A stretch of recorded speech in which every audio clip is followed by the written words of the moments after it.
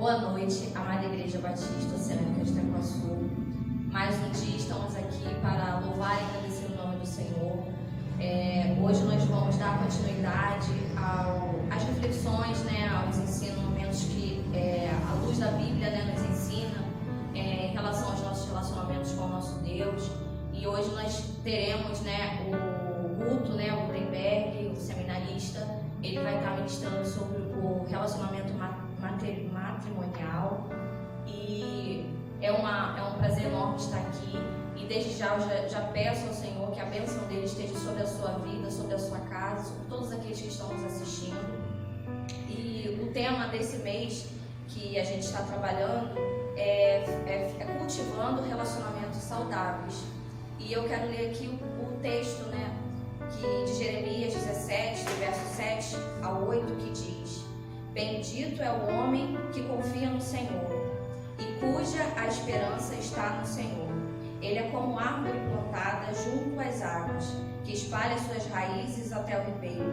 E quando vem o calor, ela não tem medo, pois as suas folhas ficam verdes. E quando a chuva vem, ela não se preocupa, porque continua dando frutos. E assim é a nossa vida, é assim as nossas raízes, os nossos relacionamentos. E a gente vai aprendendo à luz da palavra do Senhor, que é a verdade, de como a gente deve se comportar, de como a gente deve ter os nossos relacionamentos com os nossos próximos. E hoje nós vamos aprender um pouco sobre a nossa relação matrimonial. Que Deus então abençoe a sua vida e iremos estar orando agora, dando início a esse culto.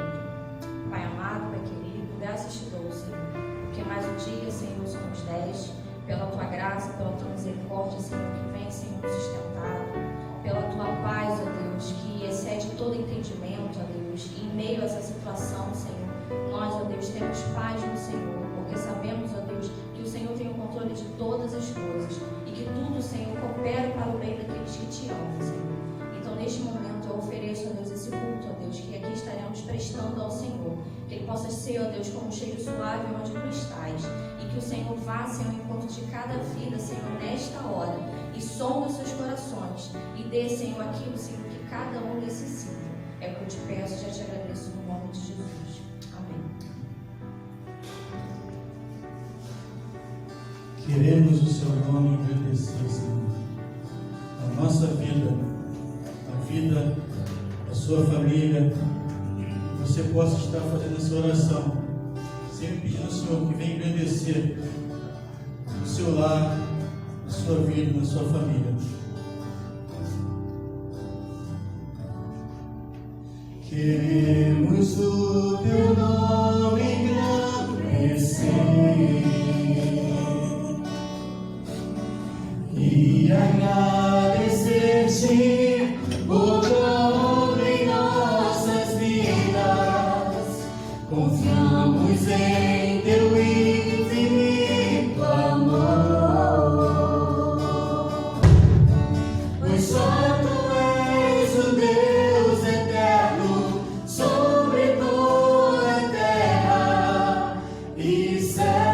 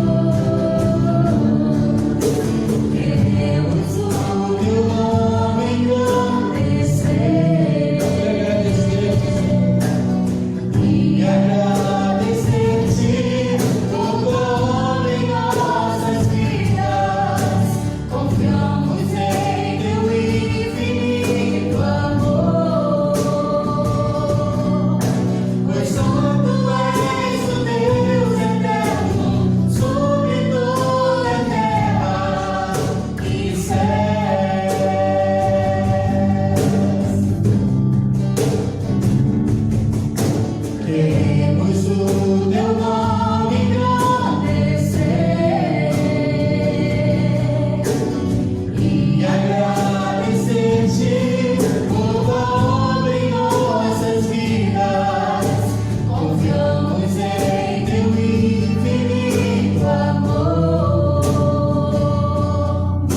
pois só tu és o Deus eterno sobre toda a terra.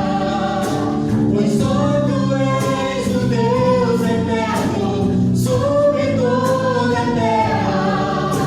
Pois só tu és o Deus eterno sobre toda a terra e céus.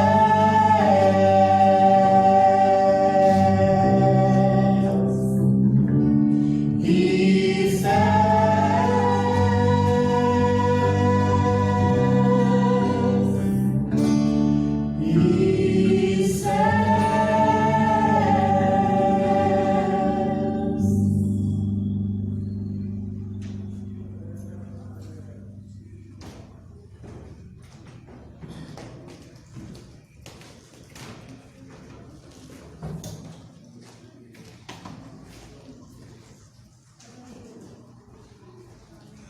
Boa noite, irmãos. Na verdade, boa noite, ou bom dia, ou boa tarde, não sei qual horário você vai estar assistindo, participando desse culto da Igreja Batista Oceânica. E eu quero desejar, mesmo de coração, que o momento que você esteja assistindo, cultuando, você realmente tenha um bom momento e seja realmente abençoado nessa hora. Estamos vivendo o mês da família na Igreja Batista, né? As igrejas batistas do mundo, do Brasil, ela comemora, ela tira esse mês para poder tratar de família. A Igreja Batista Oceânica não foi diferente. Nós vamos estar meditando um pouco na Palavra de Deus.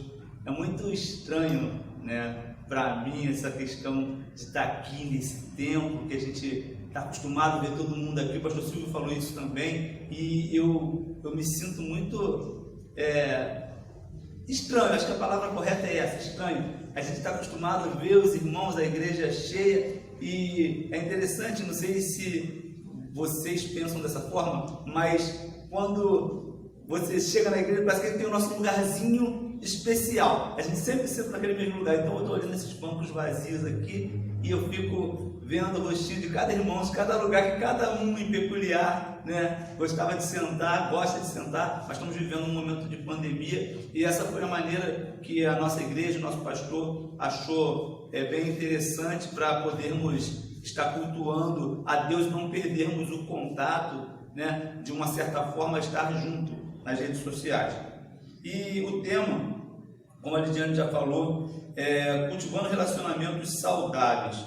E o subtema que ficou para mim foi o seguinte: cultivando o relacionamento matrimonial. E eu fiquei pensando, né, um pouco sobre essa questão de vida matrimonial, e eu comecei a pensar nesse dia que Lidiane falou que eu deveria trazer uma palavra aqui breve para os irmãos. Eu fiquei pensando no apóstolo Paulo. O apóstolo Paulo, ele fala muito sobre família. Só que eu fui buscar algumas coisas da vida do apóstolo Paulo. Eu falei, o apóstolo Paulo, a gente sabe que ele não era casado. Eu comecei a buscar algumas coisas sobre a família do apóstolo Paulo. Aí todo mundo sabe que ele viveu na cidade de Tarso, né? Tarso não era uma cidade insignificante naquela época, era uma cidade importante.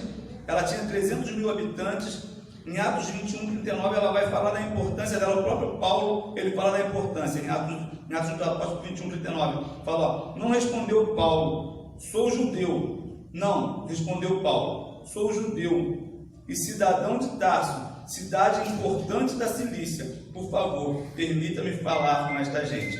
Então a cidade, ela era realmente uma cidade importante, e eu comecei a pesquisar um pouco sobre a vida de Paulo, e eu não achei, irmãos, nenhuma informação sobre Paulo ter filhos ou ter esposa. E é interessante que essa situação de Paulo era cômoda para ele, porque você imagina, você lendo a história, né, do apóstolo Paulo em Atos, você começa a ver a correria, fugindo, né, de perseguições, de ser morto, e aí você pensa numa situação que o camarada tem que fugir. Você fugir sozinho é uma coisa, agora você fugir com um filho, uma mulher grávida, como é que você faz? Então assim, Deus já sabia tudo que ia acontecer, como ia ser a situação de Paulo, e ele realmente estava solteiro, vamos falar assim. E eu pesquisando, como Paulo ele fala muito de família, eu cheguei a uma conclusão. Eu posso até estar errado nessa conclusão. Para mim, ou Paulo ele era viúvo, ou ele era largado. O que era largado? Largado porque quando a pessoa se convertia ao cristianismo, era muito comum a esposa que não aceitava aquele cristianismo, ela continuar na sinagoga. E para ela continuar na sinagoga, eles pegavam, e essa mulher judia casada, ela quando o marido se convertia, ela era pressionada a se divorciar. Então eu acredito ou que ele foi largado, ou que ele realmente era viúvo, né? Porque ele fala muito sobre família, ele tem um conhecimento muito profundo de causa sobre família. E aí eu fico com essas duas ideias, tá? Nessa questão. Vou dar um exemplo de como ele fala sobre família. Em 1 Coríntios 7, ele tem vários conselhos. Você vai lá em 1 Coríntios, era uma igreja complicadíssima, e ele tem vários conselhos tratando sobre família. E um dos conselhos ele está falando para as moças, para as pessoas que queriam estar casadas ou que estavam separadas, e ele dá alguns conselhos. Ele fala assim, em Atos 7:25: quanto à pergunta sobre as moças que ainda não se casaram, não tenho para elas um mandamento do Senhor. Em sua misericórdia, porém, o Senhor me deu sabedoria confiável e eu a compartilhei com vocês. Sabedoria confiável. Tendo em vista as dificuldades do nosso tempo, creio que é melhor que permaneçam como estão. Se você já tem esposa, não procure se separar. Se não tem esposa, não procure se casar. Então assim, não é só nesse texto, mas em outros textos ele vai falar sobre família de uma forma com muita propriedade. E essa é uma das provas. Eu peguei só uma prova bíblica dessa questão de que Paulo tinha todo esse conhecimento de causa sobre o assunto. Mas o texto que eu quero usar para a gente conversar agora é também de Paulo, mas não é esse texto que eu acabei de ler. O texto que eu quero ler com vocês de Paulo diz assim, está em Timóteo 5:8: aquele que não cuida dos seus, e especialmente do da sua família, negaram a fé e são piores do que incrédulos. Eu vou ler de novo o texto para que vocês possam fixar. Aqueles que não cuidam dos seus, especialmente do da sua família, negaram a fé e são piores do que os descrentes. Em outras versões fala que são piores do que o incrédulo. A Bíblia é muito clara nesse texto, né, irmão? É um texto bem claro. Mas eu queria parar e pensar um pouquinho sobre esse texto.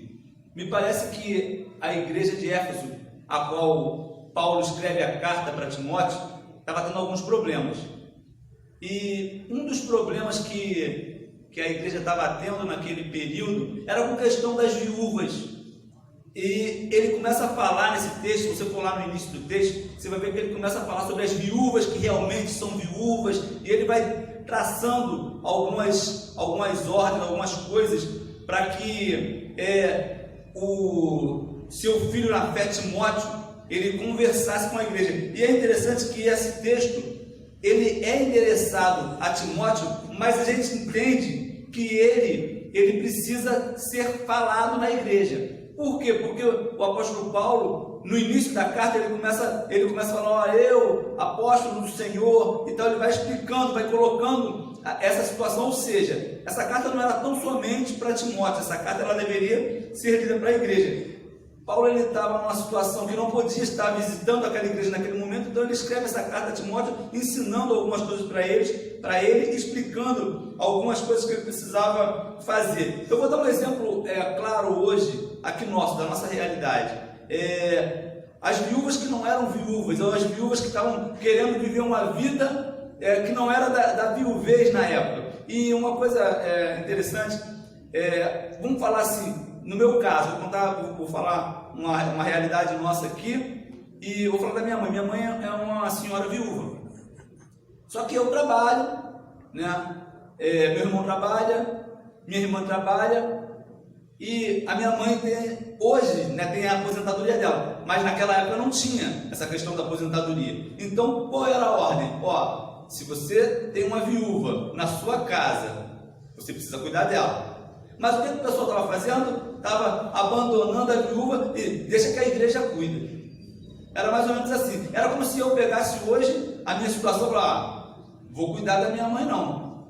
Pegar a cesta básica com a Dione e dar lá para minha mãe, ajuda ela lá, porque é isso que eu vou fazer. É isso que eu estou fazendo. E era mais ou menos isso que estava acontecendo. As pessoas estavam abandonando as suas viúvas. E o apóstolo Paulo, ele vem dando vários conselhos, né, para a igreja e para Timóteo, em algumas coisas que ele precisava fazer, e ele fala, as viúvas que forem realmente viúvas, elas precisam ser cuidadas pela igreja. Agora, se ela tem família, ela precisa ser cuidada pela família.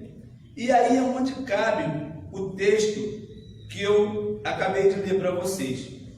Aquele que não cuida dos seus, especialmente da sua própria família, negou a fé e são piores que o incrédulo. Eu anotei algumas coisas aqui, irmão. Esse texto é realmente muito duro.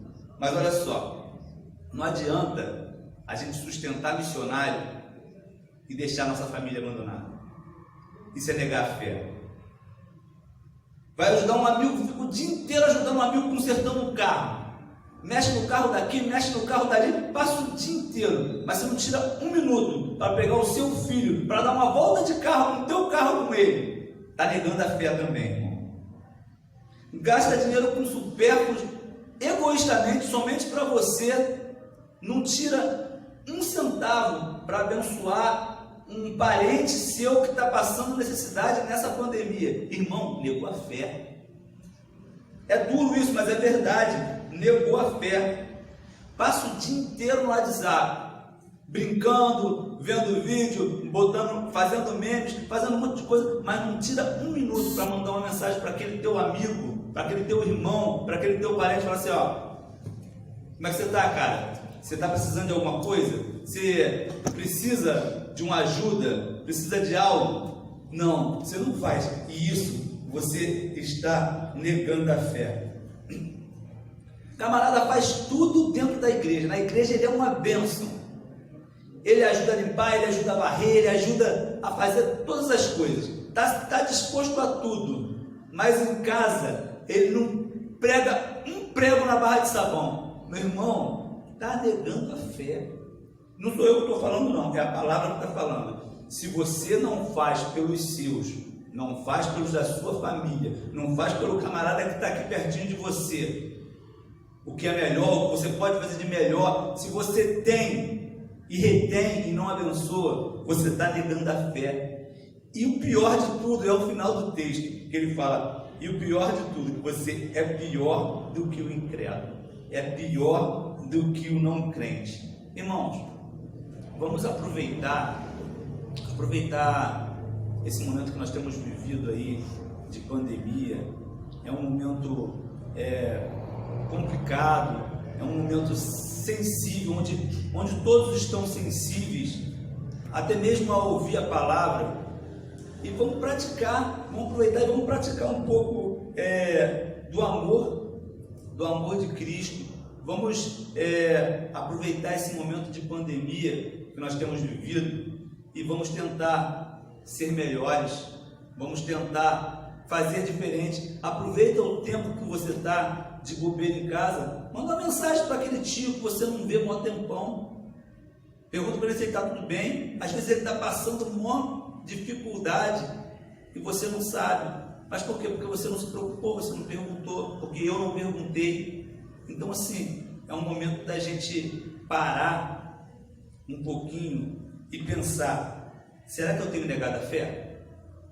Será que eu tenho negado a fé porque eu tenho sido negligente com os meus, com os da minha família, com os mais próximos? Estou tão preocupado com aquele camarada que está longe de mim, estou ali sustentando aquele missionário. Não, você não tem que sustentar o missionário, você precisa sustentar, eu preciso sustentar, nós precisamos, a igreja precisa sustentar o missionário, sim.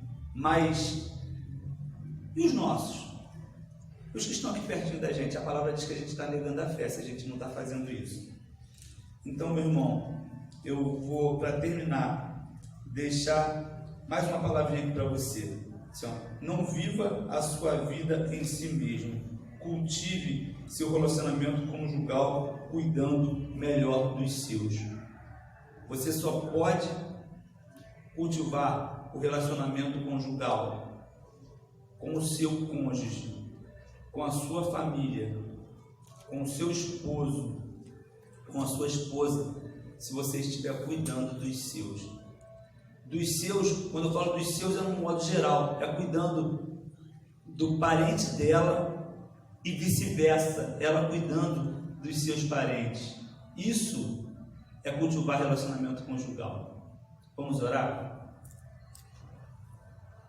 Senhor, muito obrigado porque o Senhor fala aos nossos corações aquilo que o Senhor quer falar, e não aquilo que a gente quer ouvir. Ó Pai, e eu queria pedir em nome de Jesus que o Senhor me ensine a cultivar o meu relacionamento conjugal. Me ensine a cuidar melhor da minha família, a cuidar melhor dos meus filhos. Que o Senhor possa ensinar, ó Pai, a cada irmão que está ouvindo essa palavra, nessa hora, a cultivar melhor os seus relacionamentos como familiares, para que nós não possamos ser pegos de surpresa quando lemos essa palavra e entendermos que nós temos negado a fé. Eu te oro, te agradeço por tudo, no nome de Jesus. Amém.